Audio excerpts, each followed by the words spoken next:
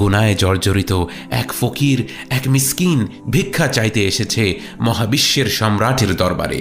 তার চাহিদার কোনো অভাব নেই, তার অসহায়ত্বের কোনো অন্ত নেই, তার অন্তর এতটা কলুষিত যে সে এক বিন্দু রহমতের ফোঁটা গ্রহণ করার যোগ্য নয়।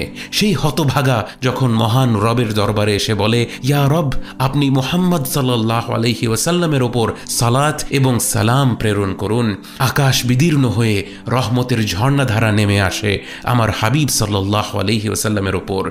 আল্লাহ তাকে এত ভালোবাসেন, যেই এই দোয়া করুক না কেন তিনি তার হাবিব সাল্লাল্লাহু আলাইহি ওয়াসাল্লামের উসিলায় তা কবুল করে নেন। আর যিনি অসীম রহমতের মালিক, যিনি আর রহমান আর রহিম, তিনি কি আপনার এই দোয়া কবুল করে তারপর আপনাকে খালি হাতে ফিরিয়ে দিতে পারেন? বরং মহান রব্বুল আলামিন তখন আপনাকেও সম্মানিত করেন, 10টি ধাপে আপনার মর্যাদা বাড়িয়ে দেন, 10টি গুনাহ মুছে দেন এবং 10টি ভালো কাজের সওয়াব আপনাকে দিয়ে দেন এবং আপনার সকল দুশ্চিন্তা দূর করে দেন।